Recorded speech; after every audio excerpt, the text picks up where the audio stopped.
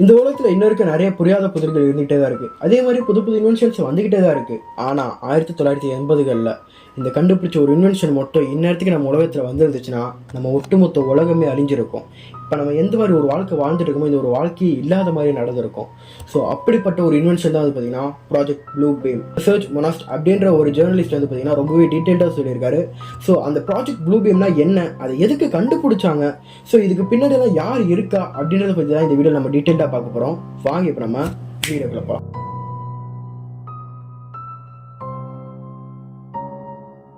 So first search மொனாஸ்ட் அப்படின்றவர் யாரு? இவர் வந்து பார்த்தீங்கன்னா ஒரு கெனடியன் ஜேர்னலிஸ்ட். ஜேர்னலிஸ்ட்னா யாருன்னு எல்லாருக்குமே தெரியாதவங்க சொல்கிற ஜேர்னலிஸ்ட் வந்து பார்த்தீங்கன்னா ஒரு நியூஸ் ரிப்போர்ட்டர்ஸ் மாதிரி தான். ஆனால் என்னன்னா நியூஸ் ரிப்போர்ட்டர்ஸால் சொல்ல முடியாத விஷயத்தையும் அவங்களால எட்ட முடியாத உயரத்தையும் இவங்க எட்டுவாங்க. ஸோ இவங்க வந்து பார்த்தீங்கன்னா ஒரு உண்மையை கண்டுபிடிக்கிறதுக்காக எந்த ஒரு ஆழத்துக்கு வேணாலும் போவாங்க. ஸோ அவங்களுக்கு வேணால் ஜேர்னலிஸ்ட் அப்படின்னு சொல்லுவாங்க. ஒரு ஜேர்னலிஸ்ட் மட்டும் தானே கேட்டிங்கன்னா இவர் வெறும் ஜேர்னலிஸ்ட் மட்டும் இல்லை, இவர் அதே நேரத்தில் ஒரு போயட்டாகவும் எஸ்ஏஸ்டாகவும் இருந்திருக்காரு. ஸோ இந்த மாதிரி அவரோட வாழ்க்கை ரொம்ப இதுவாக போயிட்டு இருக்கும்போது இவர் 1994 வந்து பார்த்தீங்கன்னா த ப்ராஜெக்ட் ப்ளூ பீம் அப்படின்ற ஒரு ஜேர்னலை வந்து வெளியிடுறாரு. ஸோ இப்போ இந்த ப்ராஜெக்ட் ப்ளூ பீம்ன்றது என்ன?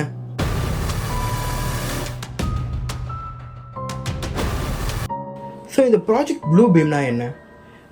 இது வந்து பார்த்தீங்கன்னா ரொம்பவே ஒரு குரூஷியலான அதாவது ரொம்பவே ஒரு மோசமான ஒரு ப்ராஜெக்ட்னு சொல்லலாம் இது வரைக்கும் கண்டுபிடிச்ச இன்வென்ஷன்ஸ்லேயே. ஏன்னா இந்த ப்ராஜெக்ட் ப்ளூ பீமோட மெயின் கோர், அதாவது முக்கியமான எய்ம் என்னன்னு வந்து பார்த்தீங்கன்னா இந்த உலகத்தில் இருக்க எல்லா மக்களையும் ஒரே ரிலீஜனுக்குள்ளே எடுத்துகிட்டு வராது. அதாவது இந்த ஹிந்து, முஸ்லீம், கிறிஸ்டியன் இந்த மாதிரி எதுவுமே இல்லாமல் எல்லாரையும் வந்து பார்த்தீங்கன்னா ஒரு புது ரிலீஜியன், யாருமே இது வரைக்கும் இல்லாத ஒரு ரிலீஜனை புதுசாக உருவாக்கி ஒட்டுமொத்த உலகத்தையுமே அந்த ரிலீஜனுக்குள்ளே எடுத்துகிட்டு வந்து அந்த ரிலீஜனுக்கு ஒரு லீடர் உருவாக்குறாங்க, சர்வதிகாரம். ஸோ ஒரு சர்வதிகாரத்துக்குள்ளே இந்த மொத்த உலகத்தையும் எடுத்துகிட்டு வர்றதுக்கான ஒரு முயற்சி தான் வந்து பார்த்தீங்கன்னா இந்த ப்ராஜெக்ட் ப்ளூ பீம்.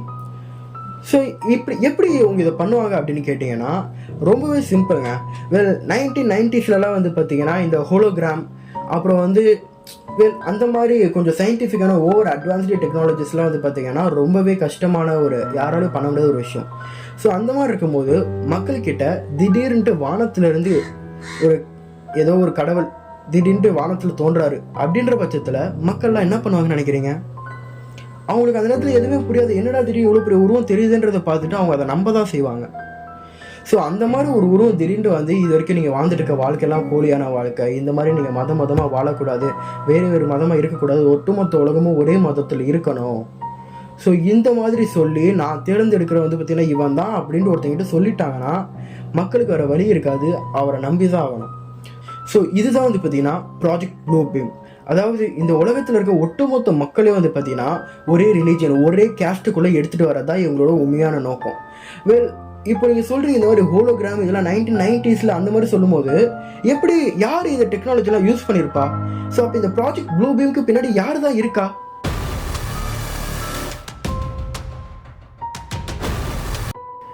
வெல் 1990ஸ்ன்ற இவ்வளோ அட்வான்ஸ்டான டெக்னாலஜின்ற இதெல்லாம் வந்து யாருக்கிட்ட இருக்கும் அப்படின்னு கேட்டிங்கன்னா 2 பேர்கிட்ட இருக்குது, United nation, NASA.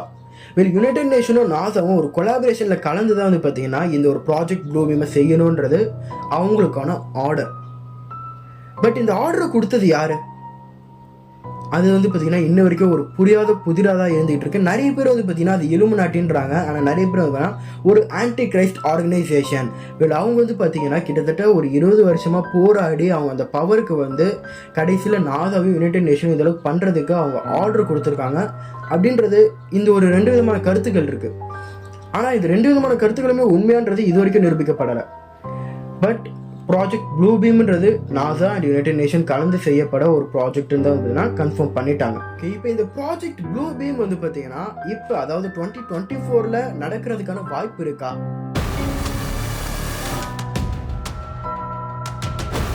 Project blue beam இன்னமும் இருக்குது. அதாவது 2024 இப்போ வந்து பார்த்தீங்கன்னா எவனோ ஒரு கடவுள் வந்துட்டு சொல்கிறான் அப்படின்றதெல்லாம் யாரும் நம்புவாங்கன்னு கேட்டிங்கன்னா கண்டிப்பாக நம்ப மாட்டாங்க. ஆக்சுவலி இப்போ கடவுளே நிறைய பேர் நம்புறது இல்லை, ஏத்திஸ்ட் அப்படின்ட்டு மாறிட்டானுங்க நிறைய பேர் வந்து பார்த்தீங்கன்னா.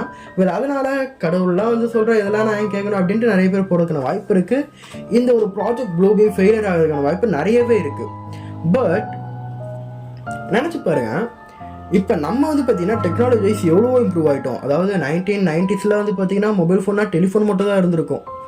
இப்போ ஆண்ட்ராய்டு இல்லாமல் ஸ்மார்ட் வாட்ச் இல்லாமல் ஆப்பிள் விஷன் ப்ரோ அக்கலஸ் அப்படின்ட்டு நம்ம கண்ணுக்கு ஸ்ட்ரெயிட்டாக வர ஆரம்பிச்சிருச்சு. இதெல்லாம் விட ஒரு ஸ்டெப் தாண்டி நியூரல் சிப்செட் இலான் மஸ்க் இதில் வந்து பார்த்தீங்கன்னா நம்ம மைண்டுக்குள்ளே ஒரு சிப்பை மாட்டிடுவாங்க. அது வழியாக நம்ம வந்து பார்த்தீங்கன்னா நம்ம மொபைலையோ இல்லை நம்ம பக்கத்தில் இருக்க எலக்ட்ரானிக்ஸோ கண்ட்ரோல் பண்ணலாம். இந்த அளவுக்கு நம்ம வந்து பார்த்தீங்கன்னா மனுஷங்க நம்ம வந்து பார்த்தீங்கன்னா டெக்னாலஜியில் இம்ப்ரூவ் ஆகிட்டு இருக்கோம். 1994 அந்த அளவுக்கு டெக்னாலஜி இம்ப்ரூவ் ஆகிருந்துச்சுன்னா இப்போ நார்மல் நம்மளே இந்த அளவுக்கு இம்ப்ரூவ் ஆகிருக்கும் போது அப்போ அந்த அளவுக்கு இருந்தவங்க இந்த டைமில் எந்த அளவுக்கு இம்ப்ரூவ் ஆகிருப்பாங்க நம்மளை விட. அவங்க அப்போ நம்மளோட ஒரு 10 மடங்கு டெக்னாலஜியில் அதிகமாக இருந்ததுனால இப்போ 100 மடங்கு நம்மளோட டெக்னாலஜியில் அவங்க அதிகமாக இருப்பாங்க. அப்படி இருக்கும்போது அவங்களால நம்மளை ஈஸியாக ஏமாற்ற முடியாதா? ஸோ கண்டிப்பாக அவங்க நினச்சாங்கன்னா நம்மளை ஈஸியாக ஏமாற்ற முடியும். பட் எனக்கு வந்து பார்த்திங்கன்னா என்னோட ஒரு ப்ரிடிக்ஷன் படி எனக்கு தெரிஞ்ச இந்த யுனைடெட் நேஷனோ நாசாவோ இவங்கெல்லாம் பண்ணுறதை விட இலான் மஸ்க் இதை பண்ணுறதுக்கான வாய்ப்பு நிறையவே இருக்குது. ஏன்னா இப்போ ஆக்சுவலி ChatGPT அப்படின்ற ஒரு கண்டுபிடிச்சி இது வந்து ரொம்ப செக்யூர்ட், இது யாராலும் இது பண்ண முடியாது, இது வந்து பார்த்தீங்கன்னா உங்களுக்கு ஒரு சேஃப்டி கண்டென்ட்ஸ் மட்டும் தான் கொடுக்கணும் அப்படின்னு சொல்லிட்டு இருந்தாரு. எனக்கு தெரிஞ்சு ChatGPT வந்து ஒரு 2 to 3 monthsலன்னு நினைக்கிறேன் ChatGPT ஹேக் பண்ணிட்டானுங்க. ChatGPT ஹேக் பண்ணி அதுக்கு வந்து பார்த்தீங்கன்னா ஒரு ப்ரீசெட் கண்டுபிடிச்சி அந்த ப்ரீசெட்டை நீங்கள் ChatGPTக்குள்ளே அப்ளை பண்ணிங்கன்னா உங்களுக்கு நீங்கள் என்ன கேள்வி கேட்டாலும் அதுக்கான பதில் அது கொடுக்கும். ஃபார் எக்ஸாம்பிளுக்கு நம்ம ChatGPT கிட்ட வந்து பார்த்தீங்கன்னா ஹவு டு மனிப்புலேட் சம்ஒன் அப்படின்னு கேட்டோம்னு வச்சுக்கோங்களேன், அந்த மாதிரி விஷயம்லாம் எனக்கு தெரியாது அப்படின்னு ChatGPT வந்து சொல்லிடும். பட் இப்போ இவங்க கண்டுபிடிச்சிருக்க ப்ரீசெட்டுக்குள்ள போய்ட்டு நம்ம கேட்டோம்னு வச்சுக்கோங்களேன், எப்படி மனிப்புலேட் பண்ணணும் ஸ்டெப் பை ஸ்டெப்பாக சொல்லும். ஸோ அப்படி இருக்கும்போது என்னதான் செக்யூர்டாக ஒரு விஷயத்த கண்டுபிடிச்சாலும் அதை ஹேக் பண்ணுறதுக்கு ஒருத்தங்க இருந்துக்கிட்டே தான் இருப்பாங்க. அது ஏன் பவரில் இருக்கவங்களா இருக்கக்கூடாது? ஆக்சுவலி நான் சொன்ன மாதிரி இலுமினாட்டி நினச்சாங்கன்னா எதை வேணாலும் ஹேக் பண்ணலாம் அவங்களால. பட் இலுமினாட்டியே உண்மையாக இல்லையான்றது எனக்கு தெரியலை. அதே மாதிரி தான் அந்த ஆன்டி கிறிஸ்ட் ஆர்கனைசேஷன் அவங்க எந்த அளவுக்கு பவர்ஃபுல், ஃபர்ஸ்ட் ஆஃப் ஆல் அவங்க யாருன்னு வந்து பார்த்தீங்கன்னா இன்ன வரைக்கும் யாருக்கு தெரியாது. ஸோ அப்படின்ற பட்சத்தில் இவர் இந்த மாதிரி கண்டுபிடிச்சி நிறைய பேருக்கு அது பிடிச்சி ஒரு 15 to 20 இயர்ஸில் காமன் ஆகிடுச்சு, அதை நிறைய பேர் யூஸ் பண்ண ஆரம்பிச்சிட்டாங்கன்ற பட்சத்தில் அவங்க அதை அப்ளை பண்ண முடியாதா? நினச்சி பாருங்க, உங்கள் மூளைக்குள்ள இருக்க சிக்கன் ஹேக் பண்ணால் உங்களுக்கு எப்படி தெரியும்? திடீர்னு நீங்கள் பார்த்துட்டு இருக்கும்போது உங்களுக்கு சரி ஒரு சவுண்டு கேட்கும், திரும்பி பார்க்கும்போது UFOஸ்லேருந்து ஏலியன்ஸ்லாம் வந்து அட்டாக் பண்ணிகிட்டு இருக்கோம். உங்கள் மைண்ட் அவங்க கண்ட்ரோல் பண்ணுறது உங்கள் பாடியையோ உங்கள் எலக்ட்ரானிக்ஸையோ எதுவும் இல்லை, உங்கள் மைண்டை கண்ட்ரோல் பண்ணுறாங்க. ஸோ உங்களுக்கு ஏதாச்சும் ஒன்று கண்ட்ரோல் ஆகுது அப்படின்ற விஷயத்த சொல்கிறதே மைண்டு தான். அப்படியும் உங்கள் மைண்டே கண்ட்ரோல் பண்ணுறாங்கன்னா என்ன பண்ண முடியும் மனுஷங்களால்? இது ஒரு சைடு இருக்கும்போது இது வந்து பார்த்தீங்கன்னா என்னோட ப்ரெடிக்ஷன் இந்த மாதிரி நடக்கிற வாய்ப்பு நிறையவே இருக்குன்ட்டு.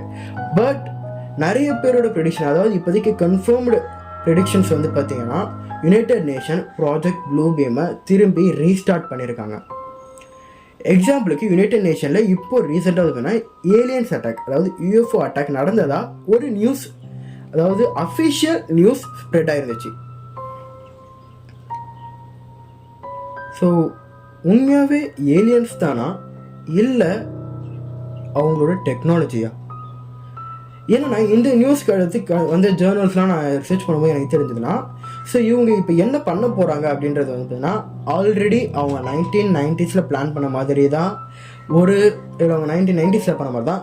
ஆனால் ஒரு கடவுளையும் இவங்க வந்து பார்த்தோன்னா இவங்க நம்ப மாட்டாங்க அப்படின்றது இப்போ நிறைய பேருக்கு தெரிஞ்சு போச்சு. ஸோ இப்போது நிறைய பேர் வந்து பார்த்தீங்கன்னா ரொம்ப ஆர்வமாக ரொம்ப இன்ட்ரெஸ்டடாக இருக்கிறது என்ன, எக்ஸ்ட்ரா டெரிஷியல் திங்ஸ், ஒரு ஏலியன்ஸோ UFOவோ இந்த மாதிரி வந்துச்சுன்னா மக்கள் நம்ப ஆரம்பிப்பாங்க. ஏன்னா இப்போ நம்ம பார்க்குற படம், இப்போ நம்ம கேட்குற நியூஸ் இதெல்லாம் வந்து பார்த்தீங்கன்னா அதுக்கு ரிலேட்டடாக தான் இருக்குது. நமக்குள்ளே ஏலியன்ஸ்லாம் இருக்குன்ற ஒரு நம்பிக்கை நமக்குள்ளே விதைச்சிட்டாங்க. அப்படின்ற இருக்கும்போது பட்சத்தில் இப்போ திடீர்னு ஒரு ஏலியன் அட்டாக் நடக்குது, ஓகேவா? உண்மையாகவே அது ஒரிஜினல் இல்லைனாலும் அதை ஒரிஜினலாக இவங்களால பண்ண முடியும். ஸோ இது வந்து பார்த்தீங்கன்னா அஃபிஷியல் ஜேர்னல்ஸ் இதெல்லாம் வந்து பார்த்தீங்கன்னா உண்மையாக நியூஸ் ஸ்ப்ரெட்டாக இருக்கா, UFO அட்டாக் நடந்திருக்கு அப்படின்ற யுனைடெட் நேஷனில். அதுதான் வந்து இப்போ நான் சொல்லிட்டு இருக்கேன். இதுக்கு முன்னாடி இலான் மஸ்க் பற்றி நான் சொன்னது அது என்னோட ப்ரிடிக்ஷன், இது மாதிரி நடக்கிறதுக்கான வாய்ப்பு நிறைய இருக்குது அப்படின்ட்டு. பட் இது அஃபிஷியல். ப்ராஜெக்ட் ப்ளூ பீம் திரும்பி வரதுக்கான வாய்ப்பு நிறையவே இருக்குது. அப்படி வந்துச்சுன்னா மக்களால் அதை கண்ட்ரோல் பண்ண முடியுமா, இல்லை மக்களால் அதை ப்ரிடிக்ட் பண்ண முடியுமான்னு கேட்டீங்கன்னா கண்டிப்பாக முடியாது. ஏன்னா எல்லாமே நம்ம நினச்சி பார்த்து நம்ம அதை ப்ராசஸ் பண்ணுற டைம்குள்ளே நடந்து முடிஞ்சிடும். ஒரு 7 நம்மளை திடீர்னு அட்டாக் பண்ணிட்டு இருக்கோம், திடீர்னு ஒரு சேவியர் வருவான், வந்து நம்ம எல்லாரும் காப்பாற்றுவோம். நீங்கள் எதாவது பிரிஞ்சிருக்கிறதுனால தான் இப்படி எல்லாம் நடக்குது. நம்ம எல்லாருமே ஒற்றுமையாக இருக்கணும், இந்த மொத்த உலகமும் ஒரே ரிலீஜனுக்குள்ளே வரணும் அப்படின்னு சொல்லி அவன் கடவுள் ஆயிடுவான். அவன் கடவுள் ஆனதுக்கப்புறமா நம்ம என்ன பண்ண முடியும்? எல்லா பவரும் அவன்கிட்ட தான் இருக்கும். ஸோ சேம் சர்வாதிகாரம். ஆனால் இந்த எல்லா உலகமும் வந்து பார்த்திங்கன்னா, இந்த மொத்த உலகமும் வந்து பார்த்திங்கன்னா ஒரு ரிலீஜனுக்குள்ளே வந்துடும். அவங்களோட மிஷன் சக்ஸஸ் ஆகிடும். ஸோ அவ்வளோதான் மக்களே, ப்ராஜெக்ட் ப்ளூ பீம். இப்படிப்பட்ட ஒரு மோசமான பிளான் வந்து பார்த்திங்கன்னா இன்னமும் நம்ம உலகத்தில் ஆக்டிவாக தான் இருக்குது. இது எப்போ இவங்க இம்ப்ளிமெண்ட் பண்ணுவாங்க, எப்போ மக்களை அந்த மாதிரி மாற்றுவாங்கன்னு தெரியல.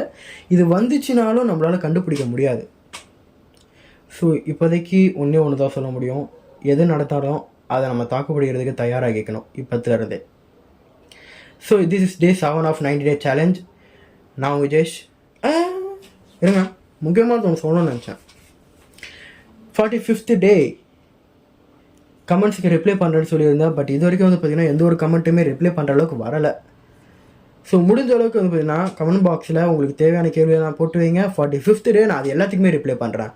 அண்ட் நான் விஜேஷ், இது உங்கள் டென்ட் கொட்டாய்.